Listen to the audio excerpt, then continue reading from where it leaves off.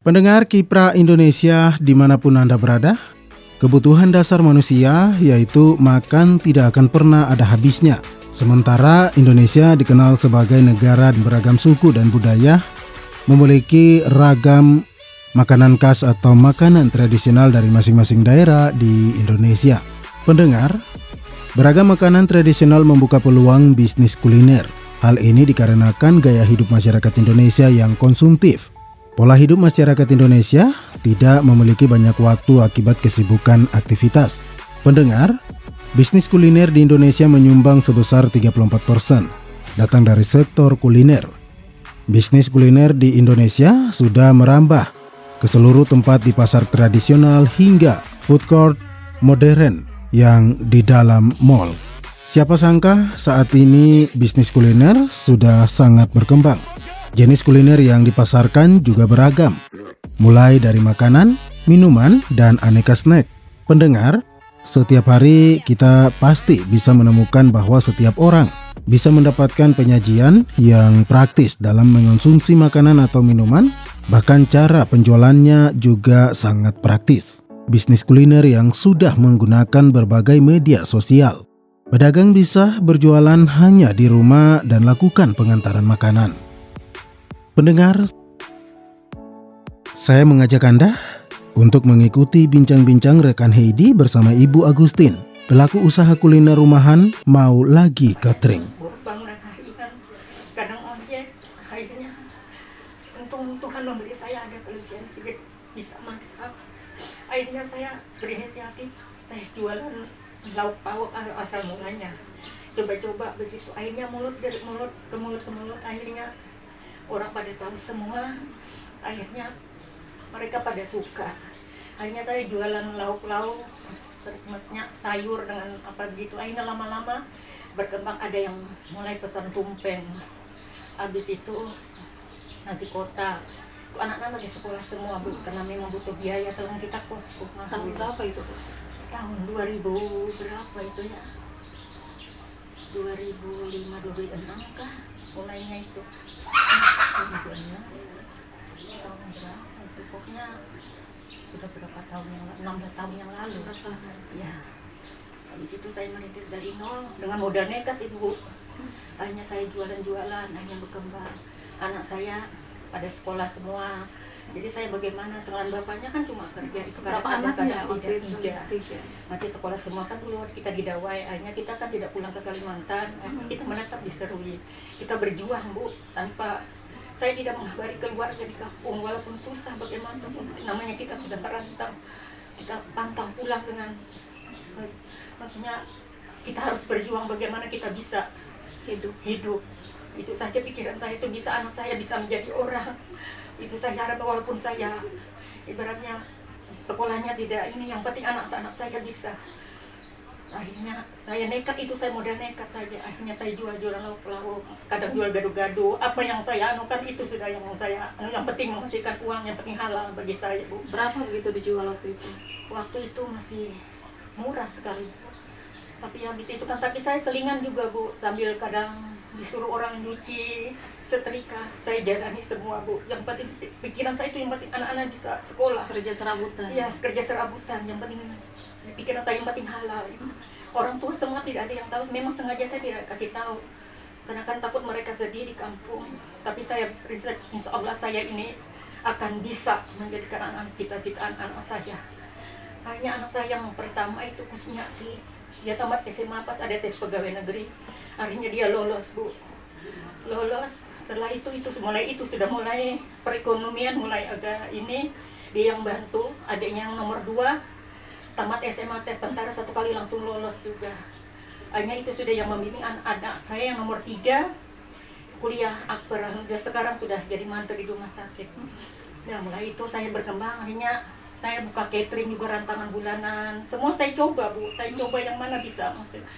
Saya coba sampai hampir 6 tahun saya itu.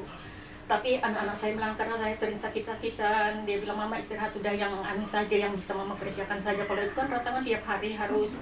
Akhirnya saya usaha ada yang pesan tumpang awalnya. Akhirnya orang cerita ada yang sampai sekarang, betul nasi kotak lagi ya, alhamdulillah sampai sekarang Bu berjalan. Ya alhamdulillah selama saya ini anak-anak saya sudah ya tercapai cita-cita mereka semua. Akhirnya saya itu sampai sekarang alhamdulillah peminatnya banyak Bu, alhamdulillah saya hampir setiap hari. Jadi ini bisnisnya dari rumah saja? Ya dari rumah.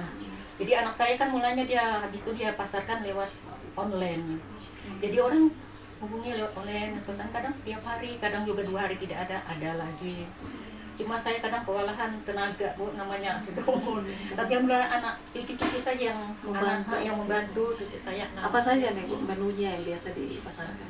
Ya maksudnya lauknya tumpeng, ayam kecap, kering tempe, urap, mie dengan perkedel, kadang udang goreng, khusus tumpeng. Kalaunya nasi kotak tergantung permintaan pelanggan. Oh begitu, jadi Ya. disesuaikan dengan permintaan Ya, pelanggan. permintaan nanti maksudnya disesuaikan permintaan pelanggannya apa, jadi kita Mau lauknya apa? ya begitu? kita ikuti begitu.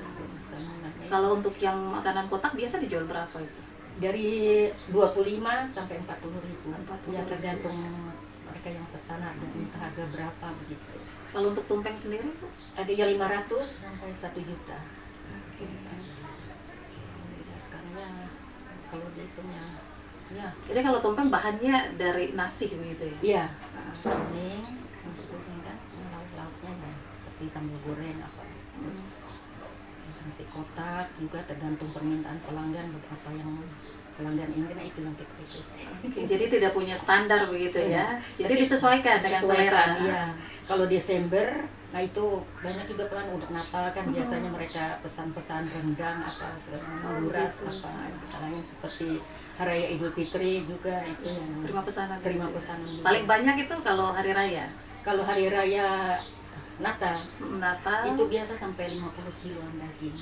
Begitu. Ya. Kadang sate kadang sampai 2.000 tusuk gitu. Kalau Natal dengan Lebaran Idul Fitri biasanya. Terus setiap tahunnya. Kalau yang hari-hari ya tumpeng dengan nasi kotak. Nah ini pesanannya sudah sampai kemana saja Bu? Ini kadang ada yang permintaan dari Waropen tapi kita tidak melayani, takutnya kan masanya bahannya kan maksudnya dimasak, takutnya mungkin ada kendala di jalan nanti apa, takut basi begitu. Jadi kita yang lainnya sekitar kota Surabaya saja. Apa dari perkantoran juga itu biasa pesan. Baik Bu, kalau Ibu sendiri memperhatikan bahwa semakin banyak pelanggan, ya, permintaan juga pasti bervariasi. Iya. Bu. Nah, untuk menjaga supaya jualan Ibu ini dia tetap istilahnya laris manis itu ada tidak trik-trik atau apa untuk tetap mempertahankan cita rasanya?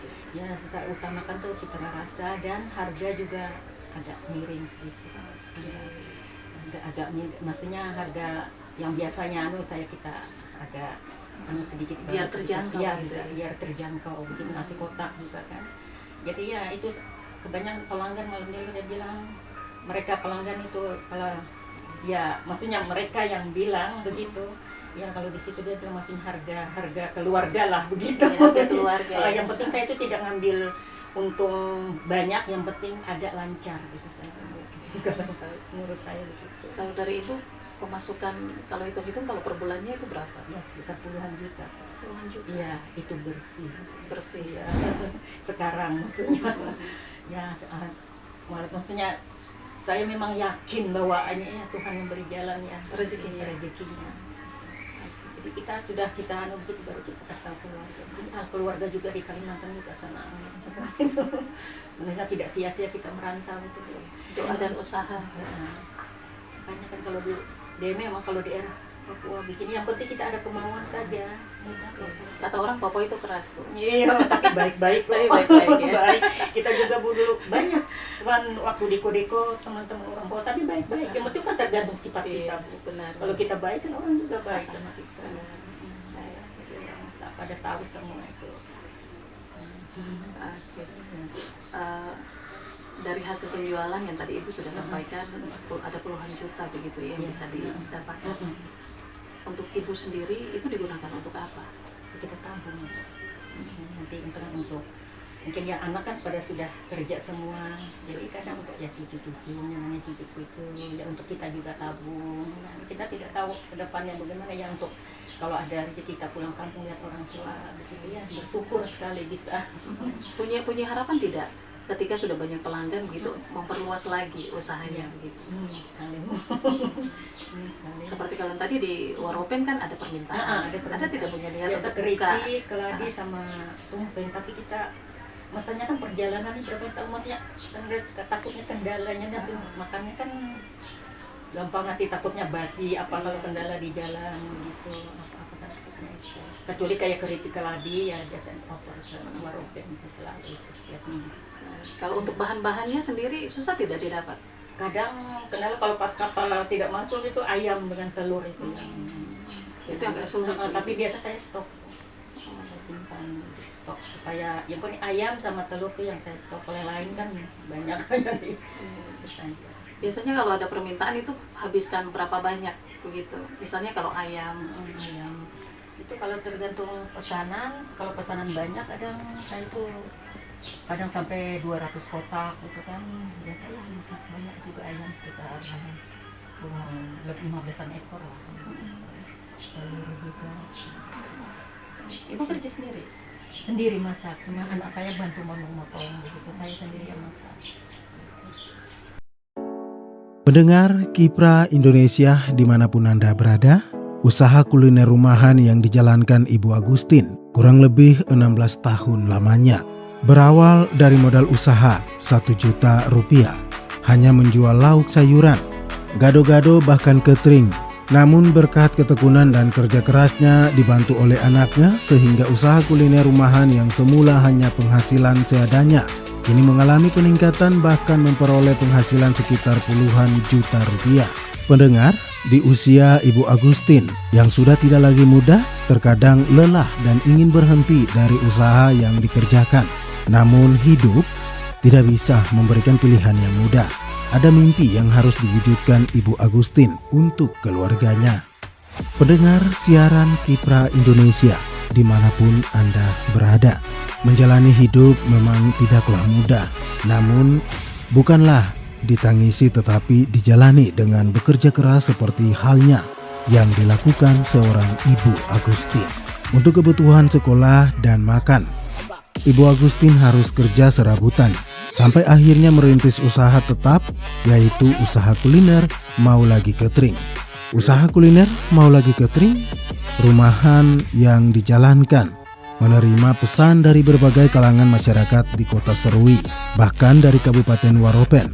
Melihat permintaan konsumen yang terus berdatangan, Ibu Agustin harus lebih mempertahankan cita rasa dari kuliner yang dijual, karena cita rasa yang lebih baik memberikan kepuasan bagi pelanggannya. Mengingat persaingan usaha kuliner cukup ketat, selain itu harga yang diberikan sangat terjangkau bagi konsumen. Pendengar Kipra Indonesia dimanapun Anda berada, usaha kuliner mau lagi catering menjadi sumber pendapatan keluarga Ibu Agustin.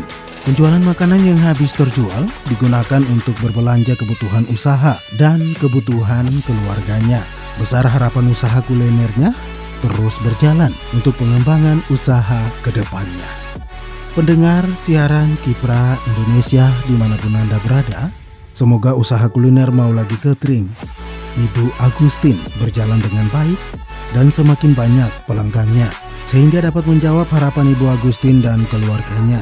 Semoga saja kegigihan Ibu Agustin menginspirasi Anda pelaku UMKM dan IKM yang bergerak dalam bisnis kuliner untuk bangkit dan tetap semangat jalankan usaha Anda untuk ekonomi keluarga yang lebih baik. Akhirnya saya Simon Kayai, sampai jumpa.